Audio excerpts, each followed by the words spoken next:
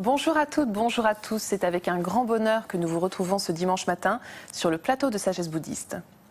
Nous consacrons aujourd'hui cette émission à la méditation telle qu'elle est pratiquée dans le bouddhisme zen, notamment dans la tradition du Zen Soto. Quelle est alors son origine? De quelle manière celle-ci a-t-elle été diffusée en Chine et plus tard en Occident? Comment la pratique-t-on concrètement aujourd'hui? Autant de questions que nous allons poser sans plus attendre à notre invité, Roland Reich. Roland Reich, bonjour. Bonjour. Vous pratiquez le bouddhisme depuis une quarantaine d'années dans la tradition Zen Soto. Oui. Vous êtes responsable du temple zen de Nice, Oui. et vous enseignez également au monastère zen de la Gendronnière, ainsi qu'un peu partout en France et en Europe. Merci d'être avec nous aujourd'hui. Merci de m'inviter.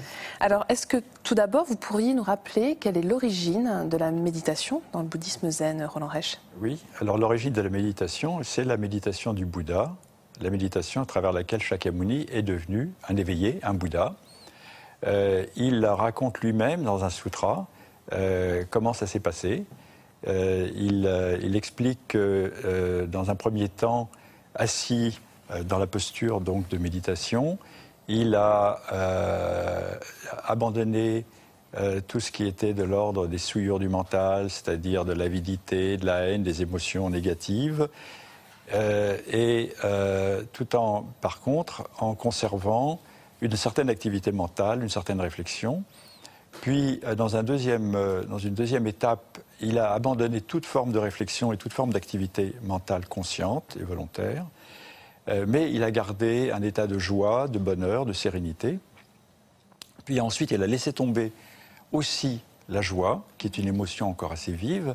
Il ne restait plus que le bonheur. Et enfin, ce quatrième dhyana, parce qu'on appelle ces états de méditation les états de dhyana, quatrième dhyana, il a également abandonné le bonheur.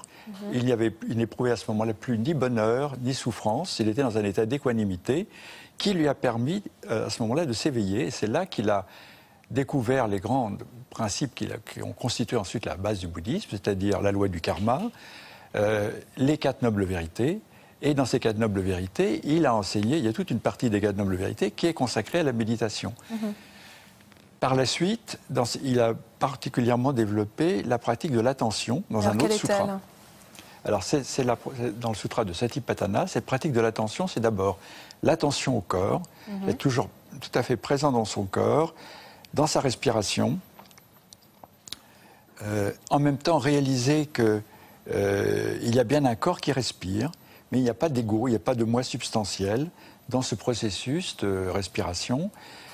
Ensuite, il a enseigné beaucoup à être attentif à ses émotions, et à ses sensations surtout, de plaisir, de déplaisir, aussi d'être attentif à l'état d'esprit dans lequel on est. Et ça, l'avantage, c'est qu'on peut le pratiquer partout. Ça n'a pas besoin nécessairement d'être pratiqué dans la méditation assise. Par exemple, dans quel état d'esprit on est, ça dépend. Est-ce qu'on est concentré ou est-ce qu'on est distrait? Est-ce qu'on est vraiment présent ou pas? Eh bien, ça, on peut le réaliser un peu partout.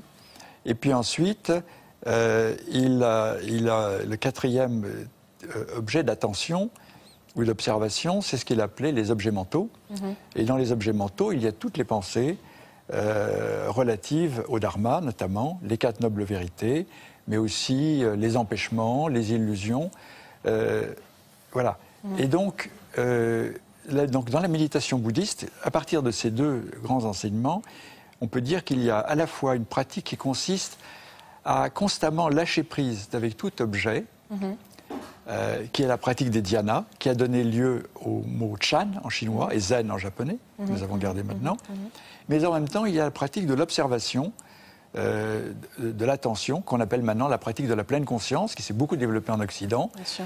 Et ce sont les deux volets qu'on retrouvera dans toute l'histoire de la méditation bouddhiste. Mais alors justement, est-ce que ça fait aussi partie de la méditation telle qu'elle a été pratiquée par Bodhidharma et qui a donné naissance à son école en Chine? Oui, alors effectivement, Bodhidharma est arrivé en Chine à une époque où les Chinois avaient étudié le bouddhisme à travers les sutras. Et il a enseigné, lui, il a laissé un écrit qu'on appelle le traité de Bodhidharma, dans lequel il enseignait qu'il y avait deux voies d'accès à l'enseignement du Bouddha. L'accès par le principe, qui revient en fait à étudier les sutras, et puis l'accès par la pratique. Et l'accès par le principe consiste finalement, à développer une confiance profonde dans la nature de Bouddha, la nature de l'éveil de chacun. Et donc à être encouragé à pratiquer la méditation comme une sorte de célébration de cet éveil qui est à la base même de l'existence humaine. Et ensuite, l'accès par la pratique, c'est un enseignement dans lequel il recommande d'être dans l'acceptation du karma, dans l'acceptation de ce qui nous arrive d'une manière inconditionnelle, parce que ça résulte d'un karma passé, et le fait de l'accepter nous procure une grande paix de l'esprit, donc il n'y a pas lieu de se révolter, mais au contraire d'être en harmonie avec ce qui nous arrive. Mais c'est surtout dans ces dialogues que Bodhidharma a enseigné vraiment, je crois, que l'essence de sa méditation. Le dialogue qu'il a eu avec l'empereur, quand il a dit finalement, qu'est-ce que la sainte vérité du bouddhisme? C'est un esprit vaste, un esprit vide, et ce qu'il a appelé Kakunen Musho, un esprit au-delà de la sainteté. Effectivement, c'est assez révélateur comme... Et alors, ensuite, il y a aussi un dialogue qu'il a eu avec son premier disciple, qui était Eka, lequel, quand il l'a rencontré pour la première fois, était dans une grande souffrance morale et spirituelle, et demandait que Bodhidharma l'aide à apaiser son esprit. Et là, Bodhidharma lui a dit, mais montrez-moi votre esprit. Et Eka a répondu, mon esprit, je l'ai cherché longtemps, il est insaisissable. Et Bodhidharma lui a répondu, alors, il est déjà apaisé. Et ça a été le point de départ de la pratique du zen au sens d'une pratique de méditation dans laquelle on ne cherche pas à saisir l'esprit, car l'esprit, au fond, est insaisissable. Et s'il est insaisissable, c'est parce qu'il est vaste. Il est comme le vaste ciel. Et si on s'harmonise avec cette vastitude de l'esprit, la racine de toutes les souffrances est tranchée. Alors on va en venir assez vite sur la manière dont on peut pratiquer la méditation aujourd'hui en Occident, mais j'aimerais que l'on dise avant cela un mot sur Maître Dogen et la façon dont lui a transmis la méditation, car c'est un personnage essentiel dans cette pratique. Mais Dogen lui-même a hérité de l'enseignement de Maître Guanxi, qu'on appelait l'enseignement de l'illumination silencieuse, et qui s'oppose, qui est un peu différente du zen, la méditation Rinzai, en ce sens que c'est une méditation sans objet. Donc sans le support de mantras, sans le support d'images, sans le support de pensée ou de koan. Simplement, et ça Dogen l'a repris complètement, il a appelé ça shikantaza, seulement s'asseoir, dans un état de complet lâcher-prise, de dépouillement du corps et de l'esprit par rapport à toutes nos formes d'attachement.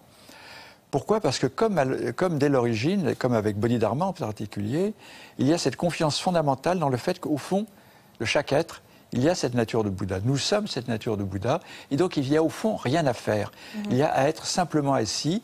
Dès que l'on veut faire quelque chose, eh bien c'est l'ego qui reprend, même si c'est un ego spirituel et qui veut bien faire. Mais on est de nouveau dans une dualité, dans un volontarisme. On poursuit un but, et finalement, dès qu'on poursuit un but, on est loin de la paix de l'esprit et loin de l'éveil, parce que le but est forcément quelque chose de limité, qui correspond à une représentation que l'on se fait de ce que devrait être l'éveil, le satori, le nirvana. Et du coup, à vouloir l'obtenir, on s'en écarte.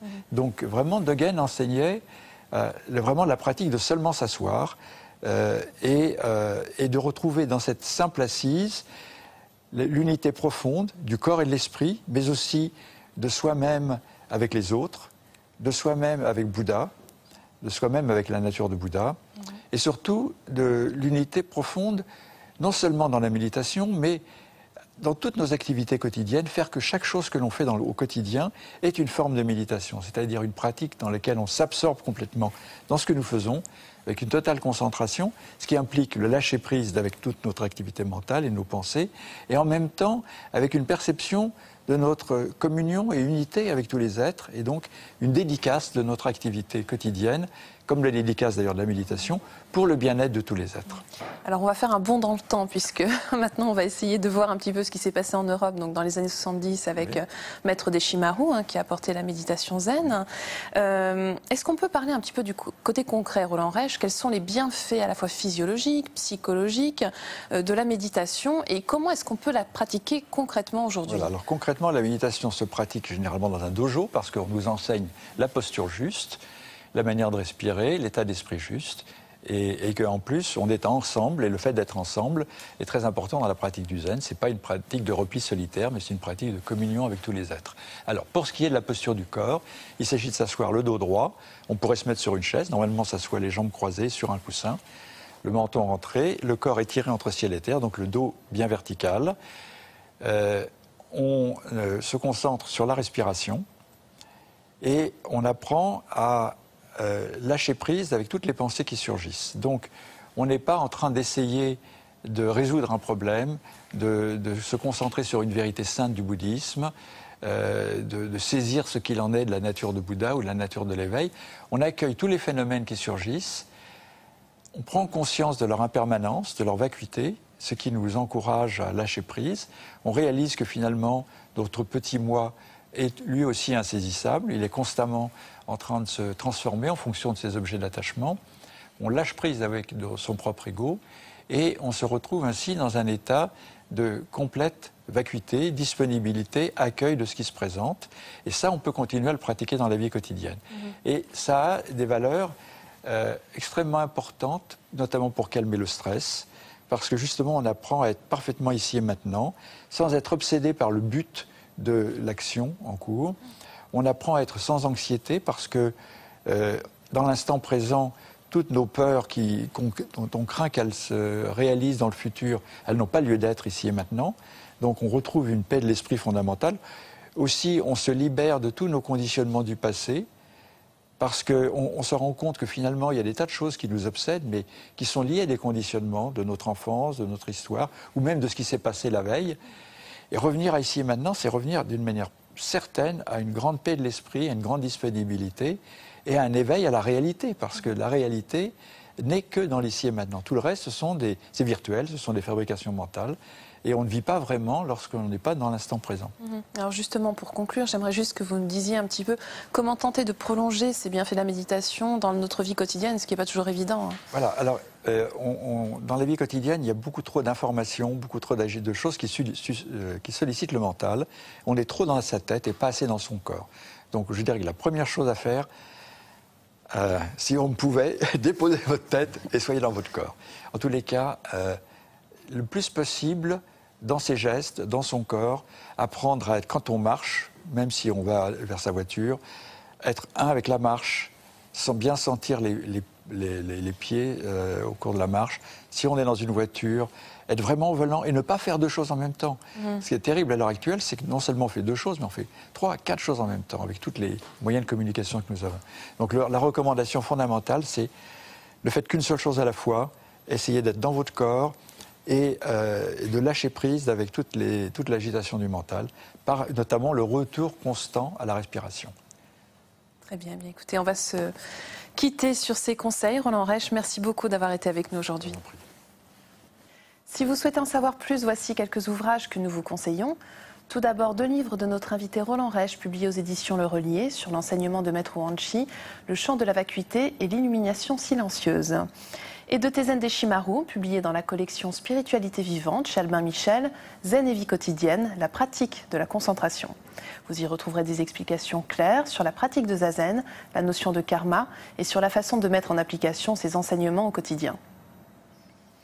Vous pouvez voir et revoir cette émission sur le site internet de France 2 en consultant plus.fr, rubrique France 2. Merci à tous de votre fidélité. Je vous souhaite une très, très belle semaine. À dimanche prochain.